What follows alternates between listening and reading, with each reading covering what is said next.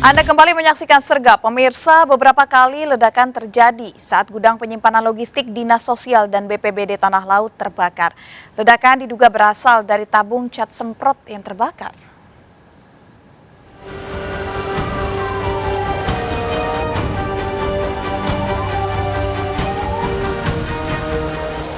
Kobaran api membakar gudang Dinas Sosial dan BPBD Kabupaten Tanah Laut di Jalan Basuki Rahmat, Pelaihari, Kalimantan Selatan.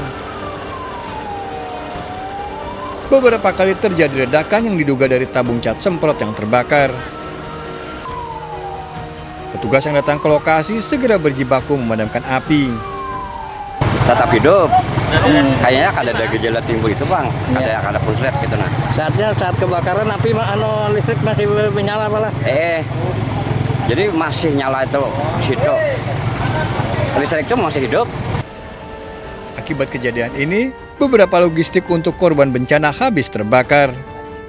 Memang di dalam kebakarannya ada beberapa aset-aset, baik itu aset dinas sosial maupun aset BPD yang terbakar, seperti kasur, genset, kursi roda, kulkas-kulkas, termasuk di dalamnya adalah paket-paket dari PNBP. Belum diketahui penyebab kejadian ini. Kasusnya dalam penyelidikan. Dari Kabupaten Tanah Laut, Kalimantan Selatan, Zulkifli Yunus melaporkan. Pemirsa, 5 warga tewas dibunuh seorang pria di Ogan Komering Ulu, Sumatera Selatan. Seluruh korban tewas akibat luka senjata tajam yang dibawa pelaku. Pelaku membunuh para korban secara beruntun.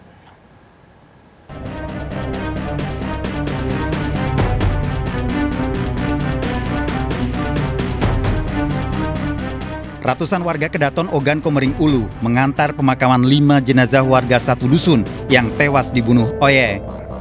Seluruh korban dimakamkan di TPU yang sama. Sebelumnya, para korban tewas secara beruntun setelah dilukai Oye yang mengamuk dengan senjata tajam. Hasil penyelidikan polisi, sudah 1 tahun Oye tidak pernah keluar rumah. Oye hingga kini masih menjalani pemeriksaan mendalam di kantor polisi. Saat ini kami terus mengumpulkan bukti-bukti dan informasi terkait dengan apa yang menjadi motif yang bersangkutan melakukan kegiatan tersebut atau perbuatan tersebut. Namun atas adanya indikasi gangguan jiwa ini perlu kami cek kembali. Polisi juga memeriksa keluarga Oye serta saksi baik keluarga korban maupun warga sekitar. Dari Ogan Komering Ulu, Sumatera Selatan, Widori Agustino iNews melaporkan. Pemirsa, polisi telah mengidentifikasi pelaku penembakan di Bintaro, Jakarta Selatan. 2 orang pengendara mobil menjadi korban penembakan orang tak dikenal di pintu keluar tol.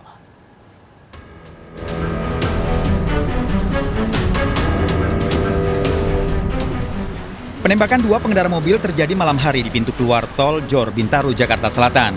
Korban mengalami luka dan kini dirawat di rumah sakit. Polisi telah memeriksa 2 korban dan mengaku tidak mengenal para pelaku. Polisi memburu para pelaku setelah memeriksa sejumlah saksi dan memeriksa sejumlah rekaman CCTV.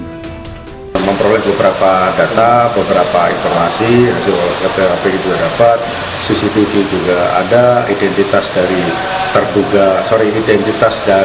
kendaraan yang diduga pelaku kita juga sudah dapatkan.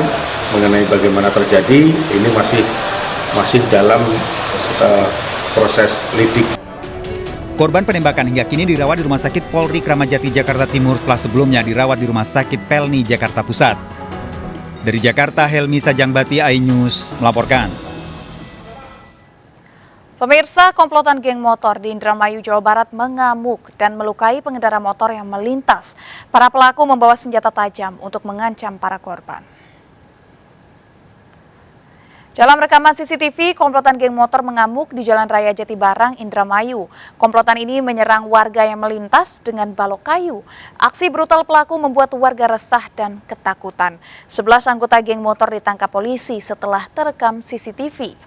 Polisi mengamankan bendera berandal geng motor dan alat yang digunakan untuk melukai warga.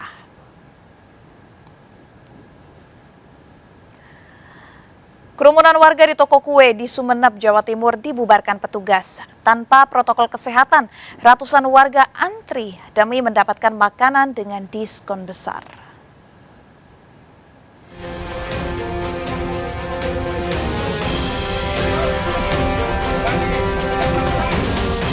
Inilah suasana ratusan warga saat sedang mengantri dan berebut masuk ke sebuah toko kue di Jalan Panglima Sudirman, Kota Sumeneb, Madura, Jawa Timur. Potongan harga yang besar membuat warga tak mematuhi protokol kesehatan. Petugas kepolisian yang mendapat laporan langsung membubarkan kegiatan warga ini. Kegiatan ini tidak berizin. Kegiatan promo, kita juga tidak tahu untuk kegiatannya tiba-tiba terjadi kerumunan. Sehingga kita mengambil langkah untuk segera membubarkan kegiatan ini karena kita masih di level 3 PPKM. Pihak penyelenggara mengakui kegiatannya tidak memiliki izin dan tidak menduga akan terjadi antrian panjang. Karena memang prediksinya kita kan juga berkaca dari tahun kemarin. Jadi di tahun kemarin kita hanya untuk tidak membludak seperti ini, hanya sekedar datangnya 1-2 orang seperti itu. Meski saat ini wilayah Sumeneb di level 3, namun protokol kesehatan harus tetap dipatuhi. Dari Sumeneb, Madura, Jawa Timur, Abdul Rahim melaporkan. Pemirsa, seorang bocah yang mengalami keterbelakangan mental tewas dianiaya kedua orang tuanya di Musi, Banyuasin, Sumatera Selatan. Para pelaku mengaku setiap harinya menganiaya korban karena jengkel dengan perilakunya.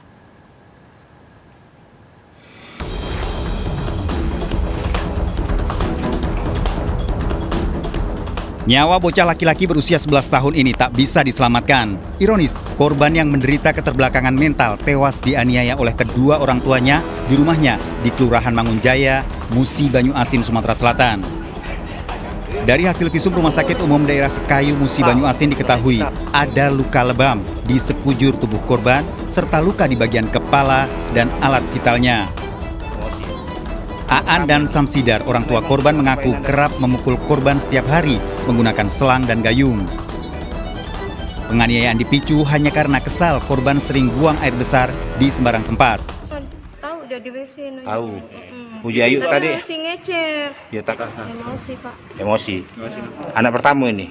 Itu memang dia tuh ada kelainan dari kecil ya. Setelah mengakui perbuatannya, Aan dan Samsidar ditetapkan polisi sebagai tersangka. Pada saat itu setelah kita bawa korbannya ke rumah sakit, selanjutnya langsung kita memeriksa orang terdekat. Orang terdekat dalam hal ini adalah kedua orang tuanya. Ya, kita periksa dan dari situ ada kejanggalan-kejanggalan daripada keterangan yang diberikan, sehingga kita terus mendalami pemeriksaan dan kita tetapkan yang bersangkutan sebagai tersangka, dan itu juga sudah diakui oleh tersangka. Pasangan suami istri ini terancam hukuman 15 tahun penjara.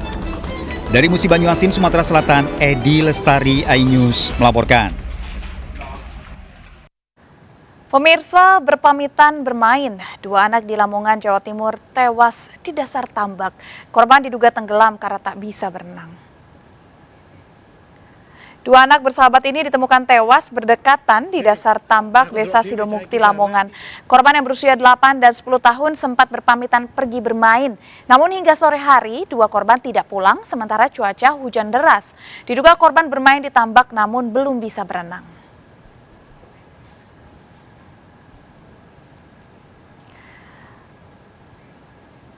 Pemirsa, pengemudi mobil yang melawan arah di Tol Jor Cakung, Jakarta Timur hingga memicu tabrakan beruntun diduga menderita demensia atau pikun. Selengkapnya akan kami hadirkan, tetap di Sergap.